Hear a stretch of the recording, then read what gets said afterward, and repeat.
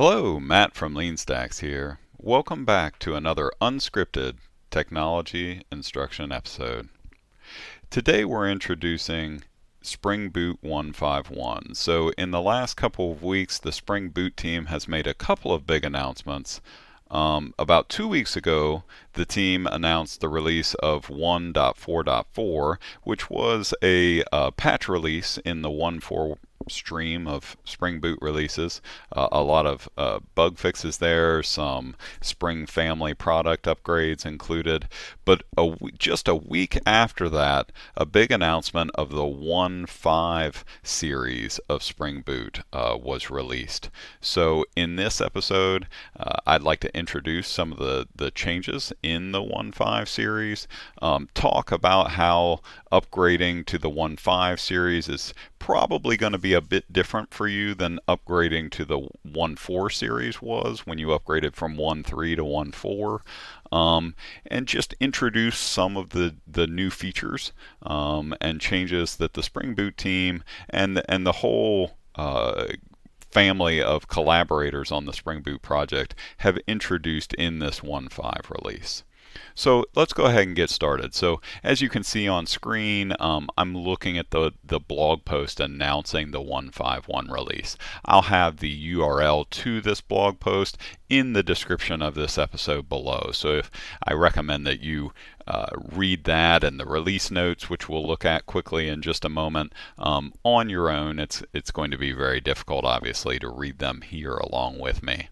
But the very first question most people ask is, why is it 1.5.1? What happened to 1.5.0? So the boot team knew that was coming, and at the bottom of the blog post they describe what happened with 1.5.0. So essentially 1.5.0 was released. They recognized that there was a issue with a transitive dependency or maybe an excluded dependency that was going to cause problems for teams using the 1.5.0 release. They recognized this really quickly, and rather than trying to resynchronize a second 1.5.0 release with Maven Central, they just quickly went to the 1.5.1 release instead. So nothing big. These types of things happen to all of us. We do a release and immediately realize that there's a small problem, and we quickly get the next release out there. So that's exactly what happened in this case.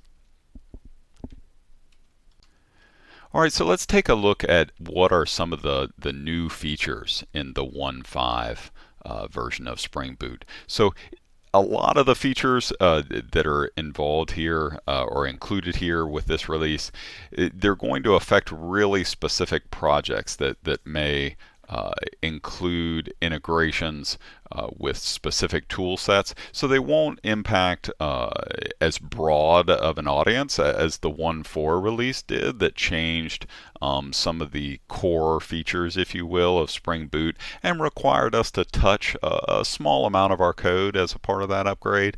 I haven't found that to be the case, but there are going to be teams who use some of these very specific products in tandem with their Spring Boot application, and those teams are going to have, I think, some pleasant changes and make their integrations that much easier. So let's get started. First, if your project uses Apache Kafka, there are some new auto configuration features for Apache Kafka that are included with 1.5 that are going to make it that much simpler for you to use Kafka in your boot project. So recommend you checking that out and leveraging this new auto configuration capability. Next, if you deploy your Spring Boot application to Cloud Foundry, there is new enhanced support for Cloud Foundry. Some management UIs, some operational features that will almost certainly make your life easier. Even if you're not an operations person, even as software engineers or developers, we all have to perform some level of operational tasks, whether it's troubleshooting a problem or even just trying to debug some of our code maybe in a non-production environment. We all do these things. So these enhancements will make our lives much easier. So the next thing is incorporating the Spring Data Ingles project. Though some of you may not keep up with the naming of the kind of core Spring Data and Spring Data family of projects, but Ingles is the latest generally available release of the Spring Data family of projects. It's almost a year's worth of work, a lot of code commits from the Spring Data team, a lot of improvements, new features, all rolled into one. And now Spring Boot 1.5 incorporates those. So if you're using any of the Spring Data starter packages or the Spring Data dependencies within your project, when you upgrade to Spring Boot 1.5, you're going to get all of those benefits of using the Ingles release of Spring Data. This is a big deal to me. I always use Spring Data. I'm a really big fan of Spring Data, both JPA or the MongoDB packages. I really enjoy both of them. So this is a big deal for me, and I think it's a big deal for anyone who uses Spring Data in their application. The next one, Ldap Supports. So I've worked for many clients who leverage Ldap as their source or system of record for authentication and authorization. So with Spring Boot 1.5, there's now auto configuration support. As you can see here, it says for any compliant Ldap server. So I've not experimented with this yet, but again, auto configuration just simplifies our lives as developers, simplifies our lives when we hand off our application to an operations team for deployment and promotion up through various non-production environments all the way up to production. Auto configuration just really simplifies that process. So I think it's wonderful that now for Ldap in general, Ldap integration, we now can leverage auto configuration to help us out and ease that configuration pain.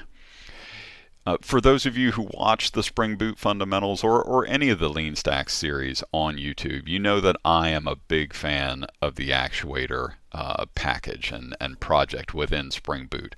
I've had many roles in my IT career. For a brief stint of time, I served as an operations engineer for a small company, and having a product like Actuator integrated with the application is just a refreshing from the ease with which you can maintain and see what's happening within an application, see metrics around how it's being used, the number of transactions that are going through there, how the application is configured, and now the Spring Boot team has added a loggers endpoint to Spring Boot Actuator. So with the loggers endpoint, you can do a variety of things. You can submit a GET request to it and see the current configuration of all of the logging appenders, what thresholds they're set to within the application. But with a bit of code, you can make it so that at runtime you can dynamically change the logging level or logging threshold of any of the appenders. This is huge. I know that I've worked with commercial products as an administrator where you're able to do that through the administration screens, and now you can add that same functionality to your application, your operator or system admin screens, pages within the application. You can do that yourself. So that's huge. That's a big feature added to Actuator. So there's more features you can read about, a lot of small changes within the release notes. The link to the release notes is both in this blog post, and you can find it below in the description of this episode. More than 10,000 commits went into the 1.5 release notes. So obviously there's been, a lot of from everything from small bug fixes to the inclusion of some of these major new features in the 1.5 release. You can find documentation about all those things in more detail in the Spring Boot GitHub project, in the wiki, in the release notes. Again, find the link in the blog post, which is in the description below, or the direct link to these release notes, again, in the description below. So now I want to take a moment and take the Spring Boot Fundamentals Greeting Web Services project that we see all the time in this Spring Boot Fundamentals series. It is currently sitting at version 1.4.2 of Spring Boot. I'd like to take it and quickly upgrade to 1.5.1. So you'll see that this upgrade for most of us is going to be a lot quicker than upgrading from the 1.3 series to the 1.4 series. Again, as I mentioned before, it's because while there are a lot of new features within the 1.5 series, the core part of Spring Boot hasn't really been changed in a way that would break some of the APIs or deprecate, some of the APIs. There are a couple of deprecations that are going to impact specific applications, but they're really quick. In fact, you can see them right here on the screen. There's a couple of annotations that have been deprecated. A couple of starter packages have been renamed. But honestly, that's going to be really quick, and it's only going to impact people who use those. I've upgraded 3 projects so far to 1.5.1. I haven't made use of any of those starter packages or annotations. So for me, this upgrade has boiled down to simply changing my Gradle build script or my Maven POM and retested my application, and that has been it. So without further ado, let's open the Spring Tool Suite and start making these changes.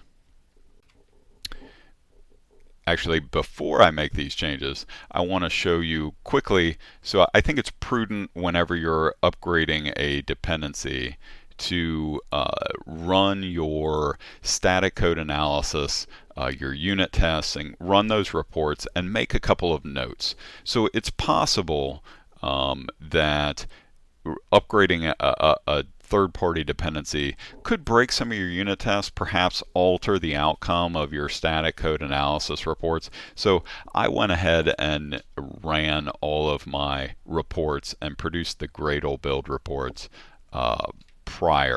previously running the 1.4.2 release. So for example, I can make a note that in my main packages I have 26 check style errors.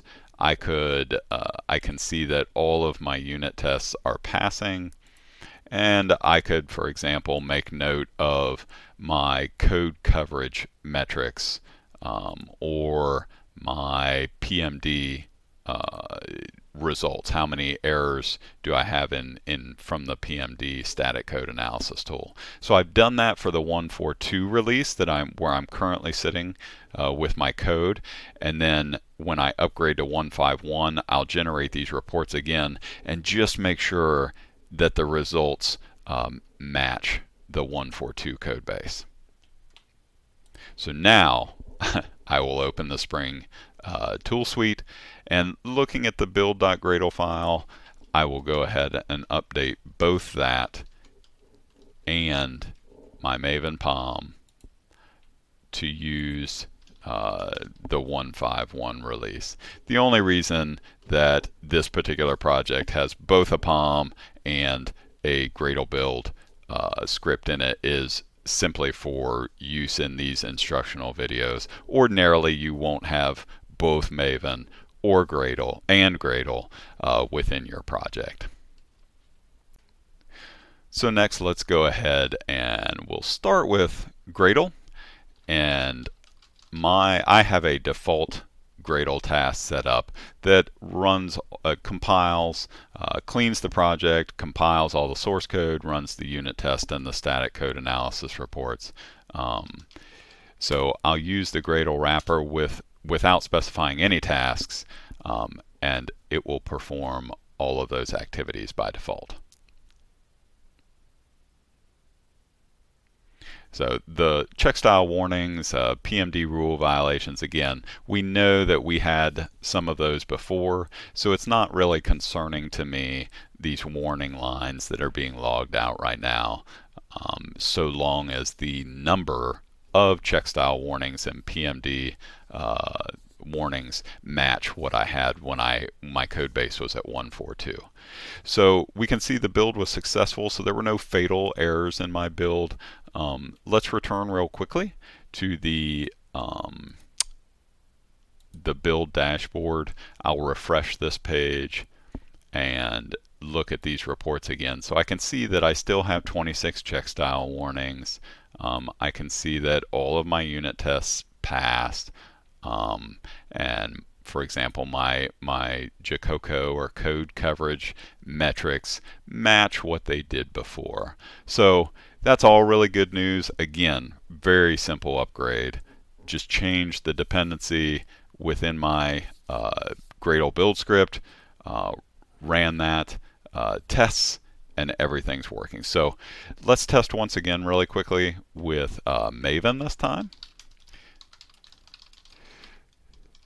Now, my Maven POM file does not include all of the checkstyle and Jacoco integrations. All it's going to do is run my unit tests, but I will expect that all of the unit tests pass. And they did.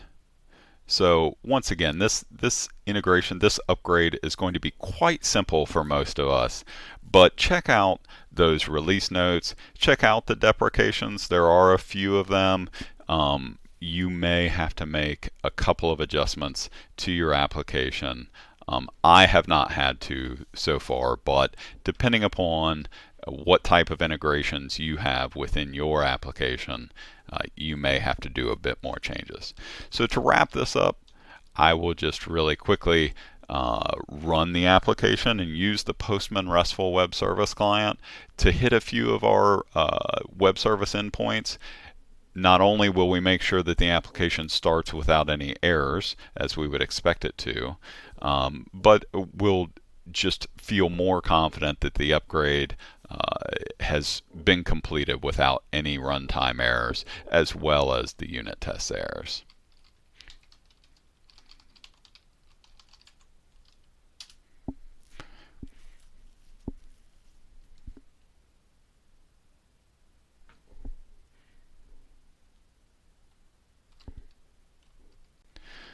Okay, so as we can see, the Spring Boot application has started.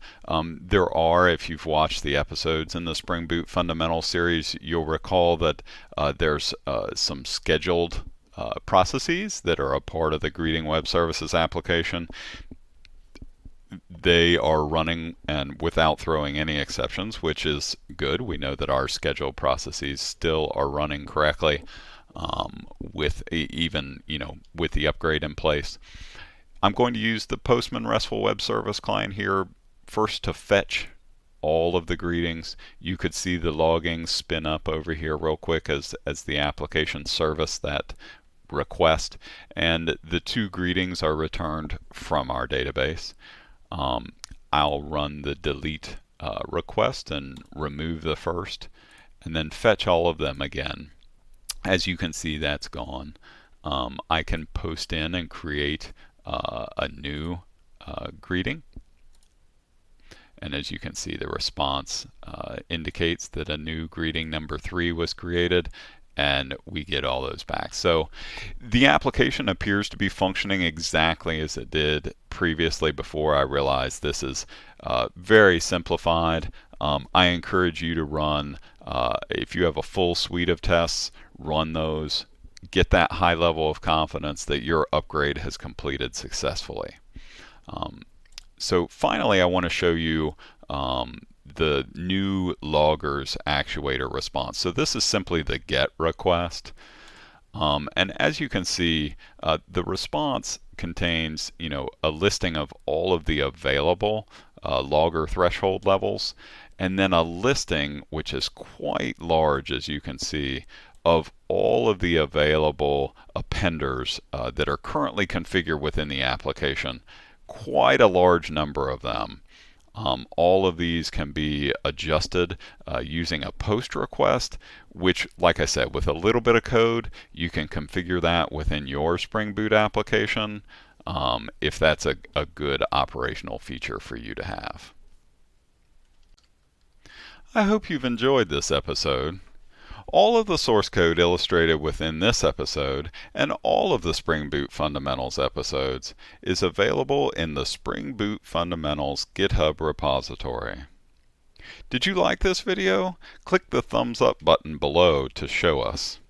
Not yet a subscriber? Click the subscribe button below to receive notifications as soon as new LeanStacks YouTube episodes are published. To find more information, go to LeanStacks.com.